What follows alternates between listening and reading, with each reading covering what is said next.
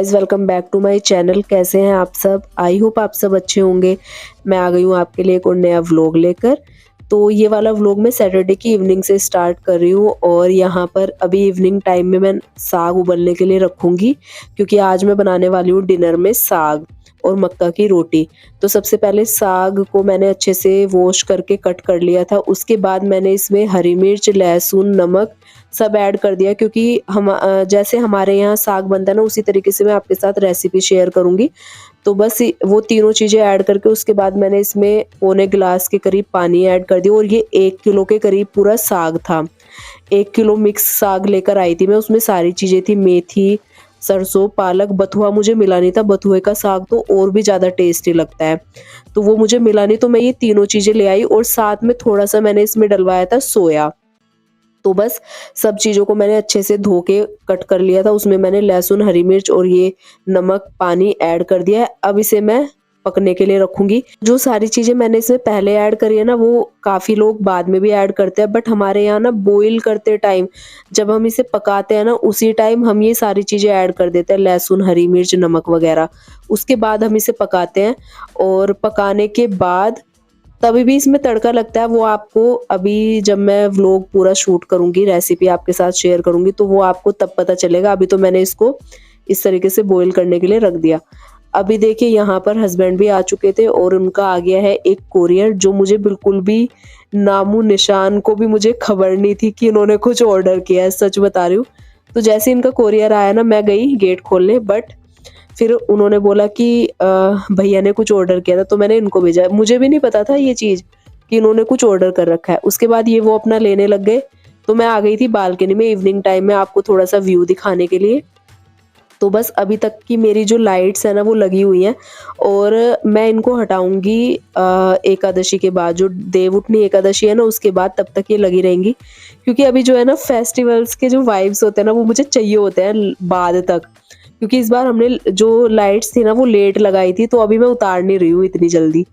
तो बस लाइट्स का जो शाम का व्यू है ना, वो बहुत अच्छा हो जाता है। बाहर वाली बालकनी का भी दिखाऊँगी, पहले मैं इनसे बात कर लेती हूँ।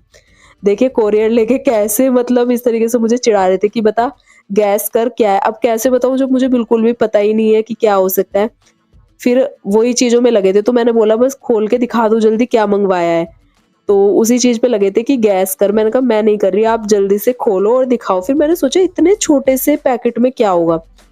जैसे ही इन्होंने निकाला ना, मैं तुरंत समझ गई। ये निकालते ही मैंने कहा इसमें जो है, जो ब्लूटूथ सिस्टम आता है ना, वो है। तो कहीं भी उसे आप सफ़र में या कहीं जाना हो, या आप किचन में हो, कहीं भी हो ना, छत पे हो, वहाँ रख के इसको आप ब्लूटूथ से जो है आप अपनी मनपसंद सॉन्ग बजा के इसमें सुन सकते हैं। तो ये तो इन्होंने बहुत अच्छी चीज़ मँगवाई है और ये सच में मैंने बिल्कुल भी नहीं सोचा था कि इन्होंने ये मँगवाया होगा। तो बस जब इन्होंने ये ओपन कर दिया, फिर हम इसको जो है चला के देखने लगे थे। तो मैंने यहाँ पर किचन में रख लिया। तेरी नज़र ने क्या कर, तो इसको यहाँ पे बजाया ना, इतना अच्छा लगा। मतलब इतनी धीमी-धीमी आवाज़ में ना आप अपना काम करते हुए सॉन्ग सुन सकते हो, और मुझे तो बहुत शौक है। मैं हरियाणवी गाने बहुत ज़्यादा सुनती हूँ और उसको मतलब बड़े वाला जो मेरा सिस्टम है, उसमें तो एकदम धड़ाधड़ वाला बजता है। तो ये वाला बहुत अच्छा है धीमी-धीमी आवाज़ में सुनने के लिए, कभी मन करे तो। तो यहाँ पर देखिए दिया बत्ती भी हो चुकी है, मैंने दिया बत्ती भी कर दी थी, तो एक बार आपको दिखाती हूँ। तो शाम की दिया बत्ती हो गई है। उसके बाद मैं आपको बाहर वाली बालकनी से दिखाऊँगी व्यू, जो नाइट का हमेशा रहता है। इतना प्यारा लगता है ना। काफ़ी लोगों ने लड़ियाँ हटा दी है, लाइट्स काफ़ी लोगों ने अभी लगाई हुई है, क्योंकि सबका अपना-अपना होता है। मैंने तो अभी लगा रखी है। मुझे तो अभी अच्छा लगता है शाम के टाइम जला के ना, बहुत प्यारा व्यू लगता है हमेशा। अभी भी ऐसे लगता है कि त्योहार है। तो देवउठान एकादशी के बाद मैं हटा दूँगी। मैंने कहा तब तक तो ये रहता ही है। तो इस वज़ह से मैंने अभी नहीं हटाई है। हस्बैंड तो बोल रहे थे, बट मैंने अभी मना कर दिया। मैंने कहा लगी रहने दो अभी 2-4 दिन और। तो बस फिर वो दिखाने के बाद मैं आ गई थी किचन में। अब किचन में बनाते हैं साग। तो साग अच्छे से एकदम पक गया था। अब इसमें आगे का जो प्रोसेस है मैं वो स्टार्ट करूँगी। तो जब ये पक जाता है ना, उसके बाद जो मैं इसे ब्लेंडर से ब्लेंड करती हूँ ना, उससे पहले जो मक्का का आटा होता है ना, उसका थोड़ा-सा घोल इसमें डालते हैं हम लोग। बेसन का भी डालते हैं कुछ लोग, बट मक्का के आटे का जो टेस्ट आता है ना वो अलग ही आता है। तो मैंने यहाँ पर थोड़ा सा ले लिया, वो मैंने उसमें डाल दिया मक्का का आटा। अब मैं इसको ना ब्लेंडर से अच्छे से ब्लेंड कर लूंगी। और ये वाले ब्लेंडर से जब मैं इसे ब्लेंड करती हूँ ना, अपने हिसाब से हम उतना ही कर पाते हैं। जब आप मिक्सर में करते हो ना, उसमें एकदम चटनी जैसा बन जाता है ये, जैसे मेहंदी पीसते हैं ना वैसा बन जाता है। बट जब इस ब्लेंडर से करती हूँ ना मैं, एकदम जब आप हाथ से घोटने वाला तरीका होता है ना, वही बिल्कुल सेम होता है इससे, क्योंकि जितना आप चाहते हो उतना घुटता है। तो ये देखिए मैंने बिल्कुल अच्छे से इसको जो है ब्लेंड कर लिया। उसके बाद मैंने इसमें पानी ऐड कर लिया जितना मुझे चाहिए था, क्योंकि अभी इसको मुझे फिर से पकाने के लिए रखना है। कम से कम 20-25 मिनट में इसे पकाऊंगी। जितना साग को बाद में पकाते हैं ना, मक्का का आटा डालने के बाद घोल भी बना के आप डाल सकते हैं जैसे आपका मन करे।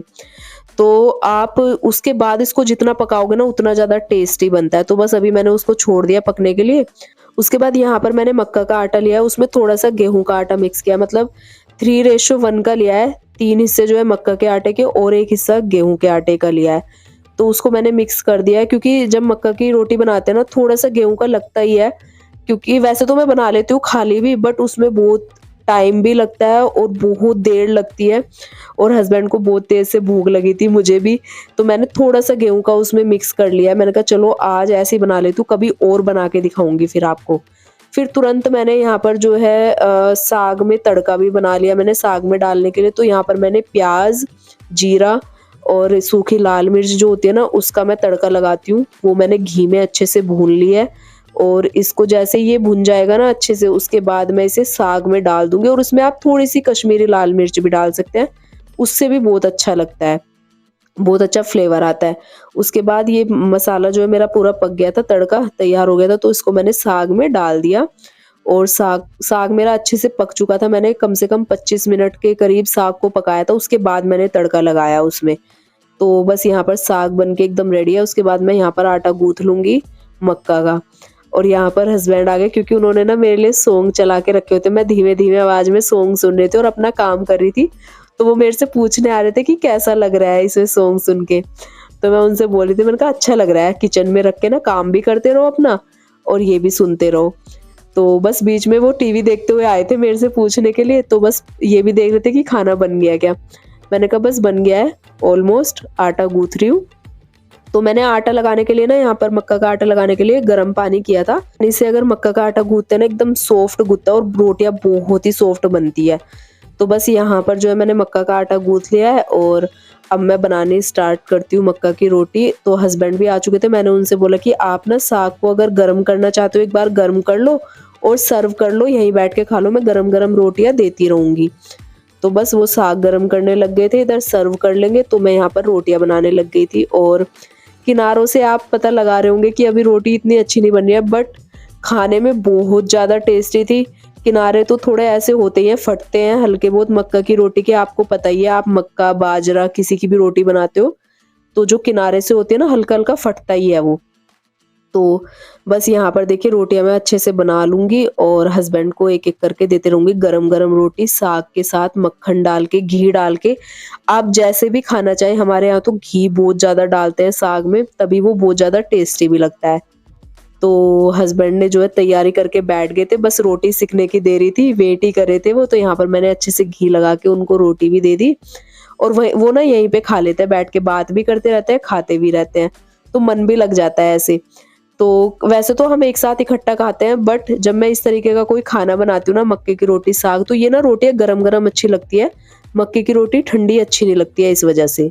फिर खाना पीना हमारा सब हो गया था। उसके बाद मैं अपना सुबह के लिए काम थोड़ा सा इजी करके रख रही थी, क्योंकि आजकल आपको पता है सर्दियों का टाइम है, ठंड शुरू हो चुकी है और हरी सब्जियां घर में आने लगी है।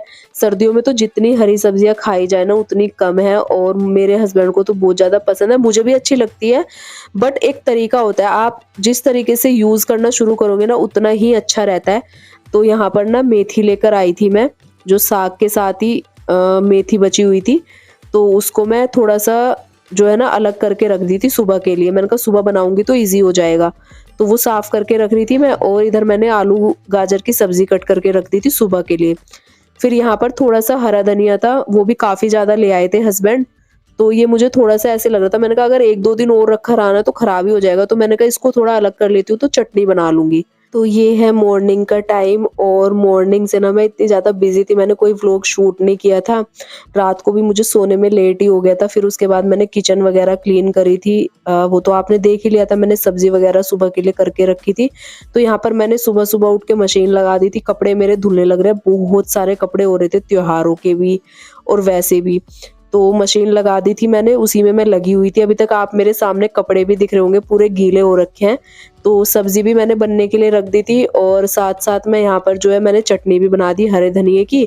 और अभी ये जो मेथी मैंने कल रात साफ करके रखी थी ना, उसको मैंने सुबह मिक्सी में पीस लिया और अभी उसको ना मैंने आटे में मिक्स कर लिया है।